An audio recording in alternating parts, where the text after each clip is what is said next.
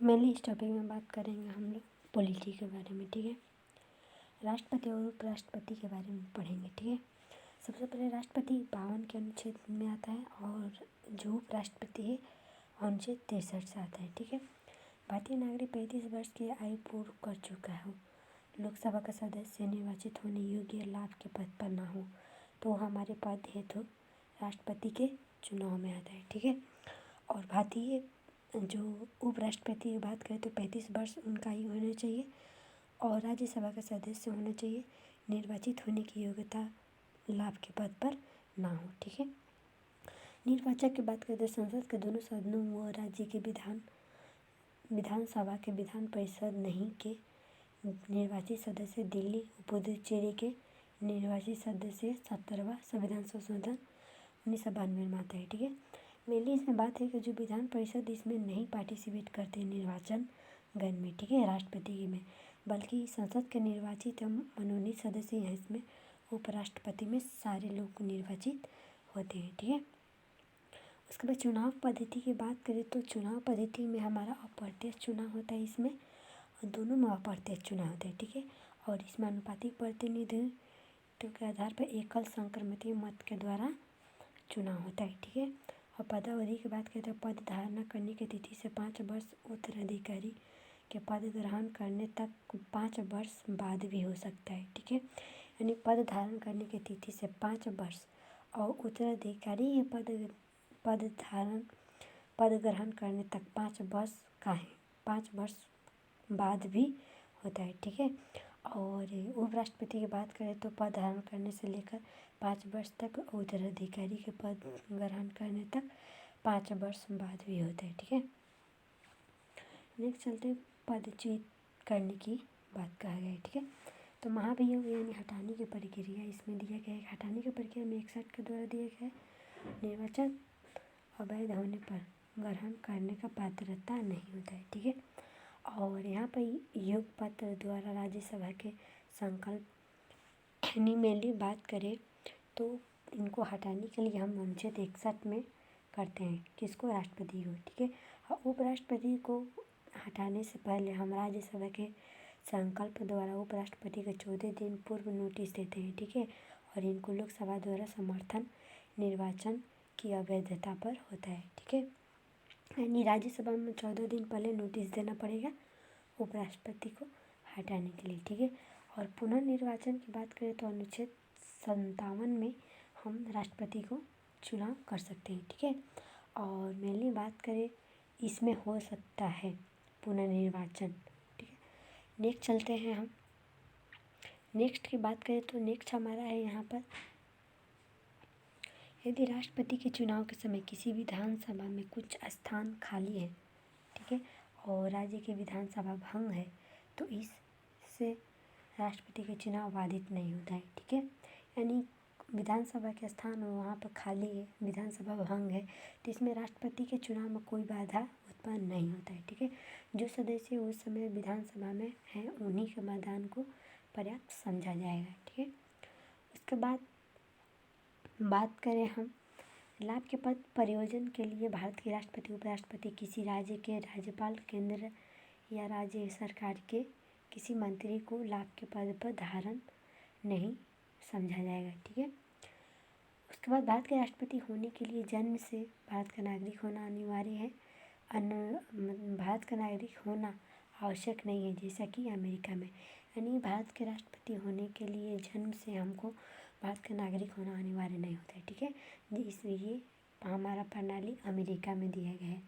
America में जैसे चुनाव होता है उसी प्रकार भारत के राष्ट्रपति के चुनाव इंडिया में होते हैं, जहाँ कहीं के भी नागरिक चुनाव लड़ सकते हैं, ठीक है, बल्कि जन्म भारत में ही होनी चाहिए, ठीक है। यदि राष्ट्रपति उपराष्ट्रपति का पद मृत्यु, त्याग, पद निष्कासन के कारण रिक्त होता है तो राष्ट्रपति का चुनाव 6 महीने में व उपराष्ट्रपति के चुनाव यथाशीघ्र संपन्न करवाने का प्रावधान होता है। अगर पद खाली हो या किसी कारणवश तो 6 महीना में राष्ट्रपति को हम चुनाव करके उनको बैठा देते हैं, ठीक है। और उपराष्ट्रपति को शीघ्र कराना पड़ता है, ठीक है। दोनों नवनिर्वाचित राष्ट्रपति व उपराष्ट्रपति का पद ग्रहण अवधि से 5 वर्ष तक अपने पद पर बने रहते हैं, ठीक है। राष्ट्रपति उपराष्ट्रपति के निर्वाचन से संबंधित सभी शंकाओं और विवादों की जांच तथा फैसला सर्वोच्च न्यायालय द्वारा ही किया जाता है, ठीक है। और इस संबंध में इसका निर्णय अंतिम होता है, ठीक है। नेक्स्ट चलते हैं। नेक्स्ट है हमारा कि राष्ट्रपति एवं उपराष्ट्रपति के चुनाव में व्हिप जारी नहीं किया जाता है, ठीक है। यानी राष्ट्रपति को उच्चतम न्यायालय का मुख्य न्यायाधीश अनुपस्थिति में वरिष्ठ न्यायाधीश शपथ दिलाता है, ठीक है। राष्ट्रपति के चुनाव लड़ने के लिए प्रत्याशी का नाम कम से कम 50 मतदाताओं द्वारा प्रस्तावित कम से कम 50 अनुमोदित होना चाहिए, ठीक है। उपराष्ट्रपति के पद के नामांकन के लिए कम से कम 20 प्रस्तावक और 20 अनुमोदक होना चाहिए, ठीक है। यानी नामांकन के लिए, यानी यहाँ राष्ट्रपति के लिए और यहाँ पर उपराष्ट्रपति के लिए, ठीक है। राष्ट्रपति अपना त्याग पत्र उपराष्ट्रपति को देकर पद युग मुक्त हो सकता है, ठीक है। उसके बाद बात करें अनुच्छेद 65 और राष्ट्रपति के मृत्यु, त्याग पत्र या पद को हटाए जाने की स्थिति में राष्ट्रपति का पद उपराष्ट्रपति द्वारा संभालने का प्रावधान किया गया है। किसमें? अनुच्छेद 65 में, ठीक है। The president discharge of function एवं 1969 के अनुसार यदि राष्ट्रपति का पद खाली है तो भारत का मुख्य न्यायाधीश इस पद पर आसीन होता है और उसका पद भी रिक्त होने का सर्वोच्च न्यायालय वरिष्ठ न्यायाधीश राष्ट्रपति का पद संभाल लेगा। ऐसी एक परिस्थिति में वर्ष में 1969 में उत्पन्न हुई जब भारत के मुख्य न्यायाधीश मोहम्मद हिदायतुल्लाह ने राष्ट्रपति को पद को संभाला था, ठीक है। मेनली इसमें बात किया गया 1969 के अनुसार अगर उपराष्ट्रपति का पद खाली है तो मुख्य न्यायाधीश पद पर आसीन होंगे और उनका भी रिक्त अगर खाली है तो वहाँ पर राष्ट्रपति पद संभालेंगे, वरिष्ठ जो न्यायाधीश राष्ट्रपति के पद को संभालेंगे यानी। और ऐसी एक परिस्थिति वर्ष 1969 में उत्पन्न हुई थी। कब हुआ था? 1969 में, जो भारत के मुख्य न्यायाधीश मोहम्मद हिदायतुल्लाह ने राष्ट्रपति को संभाला था, ठीक है।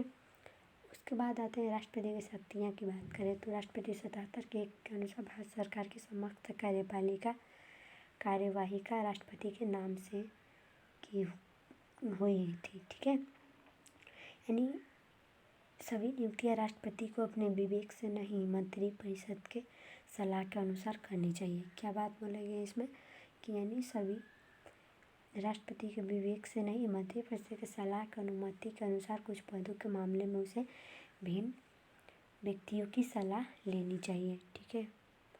उसके बाद चलते हैं नेक्स्ट है इसमें कि राष्ट्रपति देश के सेनाओं का सर्वोच्च सेनापति, सही बात है।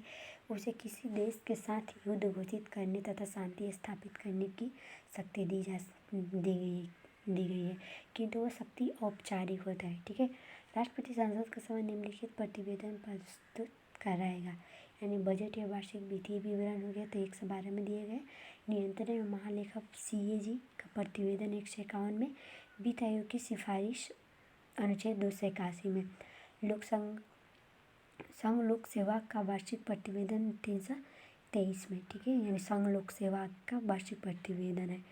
यानी राष्ट्रीय अनुसूचित जाति आयोग का प्रतिवेदन 338 में और राष्ट्रीय अनुसूचित जनजाति का आयोग का प्रतिवेदन अनुच्छेद 338 के कॉम में दिया गया है, ठीक है। यानी जो SC ST हो गया वो 338 और 338 के कॉम में दिया जाता है। पिछड़ा वर्ग को 340 में, किस में? पिछड़ा वर्ग को 340 में। अनुच्छेद 117 1 में उपबंध है कि कोई भी धन विधेयक राष्ट्रपति की सिफारिश से ही संसद में पेश किया जाता है। यानी क्या बात बोला गया? 117 के 1 में दिया गया है कि धन बिल को राष्ट्रपति की सिफारिश से ही संसद में पेश किया जाएगा, अन्यथा नहीं, ठीक है। उसके बाद चलते हैं नेक्स्ट है कि राष्ट्रपति एवं राज्यपाल की शक्तियाँ का तुलना की बात की है, ठीक है। तो तुलना की बात करते हैं तो इसमें प्रधानमंत्री मंत्रिपरिषद महान्यायाधीश नियंत्रण यानी कार्यकारी शक्तियाँ हैं इनके पास, राष्ट्रपति के पास, ठीक है। राज्यपाल हो गया, उपराज्यपाल हो गया, मुख्य निर्वाचन आयुक्त हो गया, संघ लोक सेवा आयोग हो गया, वित्त आयोग हो गया, SC ST हो गया, भाषा अल्पसंख्यक के विशेष अधिकारी आदि का नियुक्ति। और राज्यपाल की बात करें तो मुख्यमंत्री हो गए, इनका नियुक्ति किया जाता है, शक्तियाँ होती हैं। उसके बाद अन्य मंत्री होंगे, महाधिवक्ता हो गए, राज्य निर्वाचन आयुक्त हो गए, राज्य लोक सेवा आयोग हो गया, आयोग के अध्यक्ष व सदस्य हो गए। नियुक्ति छत्तीसगढ़, मध्य प्रदेश, झारखंड एवं उड़ीसा में राज्यपाल द्वारा जनजाति कल्याण मंत्री की नियुक्ति किया जाता है। ठीक है, यानी जो है मध्य प्रदेश, झारखंड और छत्तीसगढ़ में। ठीक है, नेक्स्ट चलते हैं। नेक्स्ट में दिए गए संसद सत्र दोनों सदन के आहूत करना, 17वां लोकसभा का विघटन करना 1985 में राष्ट्रपति के ही हाथ में होता है। ठीक है, और राज्यसभा में 12 व्यक्तियों का नामांकित करना, जैसे साहित्य, विज्ञान, कला व समाज सेवा से जुड़े 80 में दिए गए। ठीक है, यानी संसद के दोनों सदनों का आहूत करना, 17वां करना, लोकसभा का विघटन करना, ये राष्ट्रपति के हाथ में ही होता है। ठीक है, उसके बाद आंग्ल भारतीय समुदाय के 2 सदस्यों को लोकसभा में जो 331 के द्वारा, और उसके बाद पति के चुनाव व नए वर्ष में संसद को प्रथम अधिवेशन से संबोधित करना। ठीक है, उसके बाद आते हैं, हम चलते हैं विधानसभा में, यानी राज्यपाल के द्वारा दोनों सदनों के सत्र का आहूत करना, 17वां करना। ठीक है, और विधान परिषद के 1/6 सदस्यों को नामांकित करना, जैसे साहित्य, विज्ञान हो गया, कला से आंदोलन हो गया, समाज सेवा हो गया। 1/6 विधान परिषद में बैठाया जाता है, किसके द्वारा? राज्यपाल के द्वारा। ठीक है, उसका आंग्ल भारतीय समुदाय 1 सदस्यों को विधानसभा में नामांकित करने के लिए 331 में, यानी जो हम लोकसभा में बात करें तो 331 द्वारा आंग्ल सदस्यों की नियुक्ति की जाती है, और 333 द्वारा हम आंग्ल भारतीय समुदाय के 1 सदस्य विधानसभा में नियुक्ति करते हैं। ठीक है, उसके बाद चलते हैं नेक्स्ट की बात करें तो यहाँ पर है उसी से रिलेटेड सेना न्यायालय हो गया, संघ के कानून हो गया, उल्लंघन, मृत्युदंड के सभी मामलों में दोष सिद्ध व्यक्ति का दंड कम या कम माफ़ करना 1972 के द्वारा दिया गया है। ठीक है, राष्ट्रपति को राज्य विधेयक उल्लंघन, क्षमादान, प्रतिलंबन, विराम लागूकरण अनुच्छेद 161 में, लेकिन मृत्युदंड को राज्यपाल माफ़ नहीं कर सकता है। ठीक है, केवल उसे स्थगित कर सकता है मृत्युदंड को, और लघुकृत कर सकता है। सैन्य न्यायालय के तहत सजा प्राप्ति के संदर्भ में राज्यपाल को कोई सत्र नहीं प्राप्त है। ठीक है, उसके बाद नेक्स्ट चलते हैं। नेक्स्ट में हम दिए राष्ट्रपति का अध्यादेश जारी करने की शक्ति है। ठीक है, तो राष्ट्रपति का अध्यादेश जारी करने की शक्ति है 121 में दिया गया है। ठीक है, और संसद के दोनों सदन अथवा एक सदन सत्र में ना हो तभी अध्यादेश जारी होता है। ठीक है, किस किस पक्षों में यहाँ पर नीचे दिए गए। यदि राष्ट्रपति को ऐसा प्रतीत हो कि विधि के निर्माण की तत्काल आवश्यक हो, उस टाइम 123 के तहत अध्यादेश जारी होता है। ठीक है, यानी संसद के दोनों सदन अथवा एक सदन में ना हो तभी। ठीक है, उसके बाद सरकार के समक्ष आकस्मिक परिस्थितियाँ विद्यमान हो, यानी राष्ट्रपति संघ सूची, समवर्ती सूची से संबंधित विषयों पर अध्यादेश जारी करता है। यदि किसी राज्य में राष्ट्रपति शासन हो अथवा राष्ट्रीय आपातकाल लगा हो तो राष्ट्रपति राज्य सूची पर अध्यादेश जारी कर सकता है। ठीक है, यानी जो हो गया संघ सूची, समवर्ती सूची से संबंधित विषय पर हो गया अध्यादेश जारी होता है। यदि किसी राज्य में राष्ट्रपति शासन हो अथवा राष्ट्रीय आपातकाल लगा हो तो राष्ट्रपति राज्य सूची पर भी अध्यादेश जारी कर सकता है। ठीक है, यानी जो आपातकाल लगा रहता है और राष्ट्रपति राज्य सूची पर भी अध्यादेश जारी कर सकता है, और जब संसद में एक सदन ना हो तब अध्यादेश जारी कर सकता है। यदि राष्ट्रपति को ऐसा लगे कि विधि के निर्माण में कोई तत्काल किसी चीज़ की जरूरत, कभी कोई तत्काल कोई चीज़ विधि के निर्माण करनी है तो उस टाइम अध्यादेश जारी कर सकती है। ठीक है, अध्यादेश का अवधि की बात करें तो अध्यादेश का अवधि संसद की बैठक होने पर दोनों सदनों के समक्ष प्रस्तुत किया जाता है। ठीक है, यदि संसद के दोनों सदन अध्यादेश को पारित कर देते हैं तो अध्यादेश कानून का रूप ले लेता है। यदि संसद द्वारा इस पर कार्रवाई नहीं की जाती है तो संसद की बैठक के 6 सप्ताह बाद यह अध्यादेश समाप्त हो जाता है। यदि संसद के दोनों सदन की बैठक अलग अलग तिथि को बुलाई जाती है तो ये 6 सप्ताह वाली अवधि बाद तिथि से गिनी जाती है। ठीक है, उसके बाद बात करें तो राष्ट्रपति क्षमादान की स्थिति 72 में किया है, यानी लघुकरण होता है, परिहार होता है, विराम होता है। ठीक है, तो लघुकरण की बात करें तो कठोर प्रकृति दंड के अनुसार हल्की प्रकृति का दंड दिया जाता है, जैसे कठोर कारावास को साधारण कारावास में बदल दिया जाता है। ठीक है, परिहार की बात करते हैं, इस दंड के अनुसार प्रकृति को दंड के मात्रा को कम कर देना चाहिए, जैसे 5 वर्ष के कठोर कारावास को कम करके 2 वर्ष के कठोर कारावास में चेंज किया जाता है, उसको परिहार बोला जाता है। ठीक है, अब विराम की बात करते हैं, विराम यानी इस दंड में व्यक्ति को विशिष्ट अवस्था के कारण उनके दंड की कठोरता को कम करना, जैसे गर्भवती स्त्री के मृत्युदंड को आजीवन कारावास में बदल देना, यानी विराम लगा दिया जाता है। ठीक है, और उसके बाद परिलंबन की बात करें तो मृत्युदंड को अस्थायी तौर पर निलंबित कर देना है। ठीक है, क्षमा की बात करें तो अपराधी को दंड या दंडादेश से पूरी तरह मुक्त कर दिया जाता है। ठीक है, लघुकरण हो गया, प्रतिहार हो गया। प्रतिहार यानी 5 वर्ष के कठोर कारावास को कम करके 2 वर्ष यानी कर देना, यानी उसके बाद विराम की बात करें तो उस पर भी रोक लगा दिया जाता है, कब, जब गर्भवती स्त्री हो। ठीक है, और उसके बाद क्षमा की बात करें तो अपराधी के दंड या दंडादेश को पूरी तरह मुक्त कर दिया जाता है। ठीक है, उसको पारदंड बोला जाता है। नेक्स्ट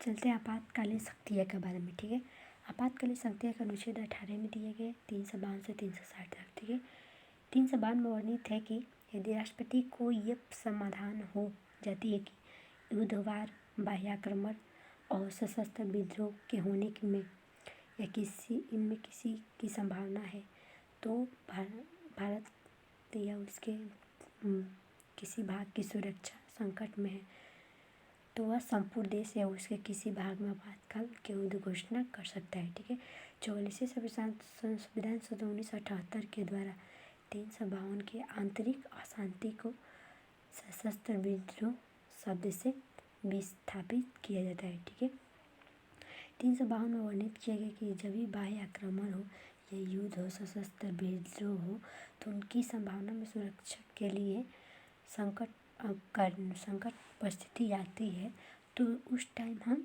352 को लागू कर सकते हैं।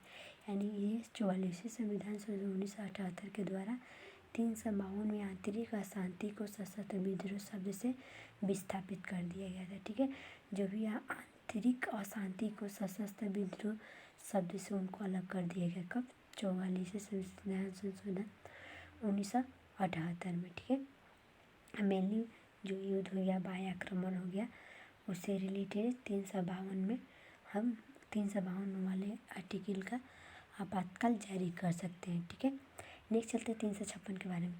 356 के अनुसार बात करें तो यानी राज्य में संवैधानिक तंत्र विफल हो गया, यानी राज्य की बात हो रहा है। ठीक है, और राष्ट्रपति उस राज्य में आपात की घोषणा कर सकता है। इसके लिए राज्यपाल की रिपोर्ट या उसके बिना राष्ट्रपति आपात की घोषणा कर सकता है, यानी राष्ट्रपति की रिपोर्ट या उसके बिना राष्ट्रपति कर सकता है। ठीक है, कब, जब संवैधानिक तंत्र विफल हो किसी राज्य में। 360 की बात करें तो राष्ट्रपति को ये समाधान हो जाता है कि भारत या उसके किसी भाग को वित्तीय स्थायित्व या साख संकट में है, तो वह वित्तीय आपातकाल की घोषणा कर सकेगा। ठीक है, तथा भारत में वित्तीय आपातकाल की घोषणा नहीं किया गया, यानी वित्तीय आपातकाल हमारे भारत में अभी तक नहीं लागू हुआ है। ठीक है, उसके बाद चलते हैं नेक्स्ट बात करें तो यहाँ पे अन्य शक्तियाँ की बात किया गया है। ठीक है, तो अन्य शक्तियाँ में हमारा हो गया, तो ये अनुच्छेद 73 के 3 के अंतर्गत राष्ट्रपति भारत सरकार के कार्य अधिक सुविधा पूर्वक किए जाने के लिए मंत्रियों को उक्त कार्य के आवंटन के लिए नियम बनाएंगे। ठीक है, 77 के 3 में। ठीक है, 239 के बाद तहत की बात करते हैं, संघ राज्य क्षेत्रों के प्रशासन के संबंध में नियम बनाने की शक्ति है। यानी संघ और राज्य के क्षेत्र की बात किया गया है 239 में। 341 342 की बात करते हैं, ये SC ST से हो गया।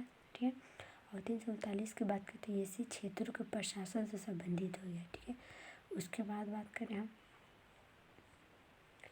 नेक्स्ट बात करते हैं, यहाँ पर कुछ डाटा दिए कि इसको एक बार रीड कर लेते हैं। ठीक है, उसको यहाँ पर दिए कि अनुच्छेद 352 यानी युद्ध, बाह्य आक्रमण, सशस्त्र विद्रोह। ठीक है, बाकी सशस्त्र विद्रोह को हटा दिए गए हैं। ठीक है, 356 में जो राज्यपाल का प्रतिवेदन के द्वारा और 360 में विधि हो गया। ठीक है, इसे मंत्रिमंडल के लिखित सिफारिश लिया जाता है राष्ट्रीय आपात में। ठीक है, और इसमें भी तीनों मंत्रिमंडल की सलाह पर ही ये लागू होगा। ठीक है, उसके बाद अवधि की बात करें तो राष्ट्रीय आपात का पहली बार में 30 दिन यानी 1 माह। ठीक है, और संसद के दोनों सदनों के अनुमोदन से 6 माह इसी प्रकार से अनिश्चित काल तक यानी राष्ट्रीय आपातकाल को 6 माह तक यानी 6 माह लागू किया जाता है, फिर राष्ट्रीय आपात लाया जाता है, फिर 6 माह, ऐसे ही कर कर हम अनिश्चित काल तक बढ़ा सकते हैं। यानी एक टाइप से हम 1 साल तक नहीं बढ़ा सकते, 6 मंथ कर कर उसको बढ़ाएंगे पीरियडिक के अनुसार। ठीक है, उसके बाद राष्ट्रपति शासन की बात करें तो यहाँ पर ये पहली बार में 2 माह। ठीक है, यानी यहाँ पर पहली बार में 30 दिन। ठीक है, और यहाँ पर बात की पहली बार में 2 मंथ लागू किया जाएगा। ठीक है, राष्ट्रपति शासन। ठीक है, राष्ट्रपति शासन मेनली किसी राज्य में होता है। ठीक है, उसके बाद बात करें तो ये राष्ट्रपति शासन 6 माह चलता है। ठीक है, और अधिकतम 3 वर्ष की अवधि तक यानी 3 साल से ज़्यादा इसको नहीं चलाना है। ठीक है, और वित्तीय बात की बात करते पहली बार में 2 महीने 60 दिन तक और अनिश्चित काल तक, क्योंकि संविधान में इसका स्पष्ट उल्लेख नहीं किया गया है। ठीक है, राष्ट्रीय आपात का कोई विशेष बहुमत के द्वारा होता है और राष्ट्रपति के बाद शासन के बाद साधारण बहुमत द्वारा और वित्तीय आपात में साधारण बहुमत द्वारा। ठीक है, उसके बाद बात करते हैं मौलिक अधिकारों का प्रभाव। ठीक है, तो 352 जब भी लागू होता है तो हमारे 20 और 21 को छोड़कर लागू किया जाता है, मौलिक अधिकार को निलंबित किया जाता है। ठीक है, जो सारे मौलिक अधिकार हैं हमारे, उसमें से आपको 20 और 21 को छोड़ दिया जाता है, बाकी सारे को हम उसको निलंबित कर दिया जाता है राष्ट्रीय आपात में।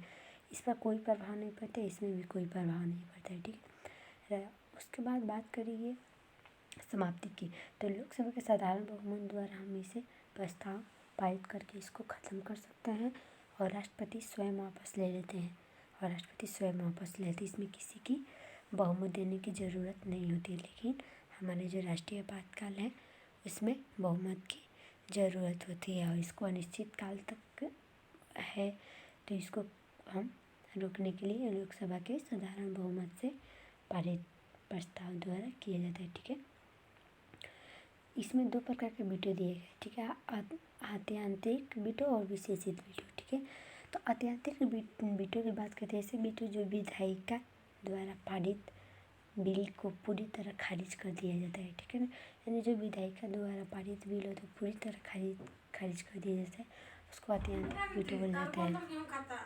कहाँ पर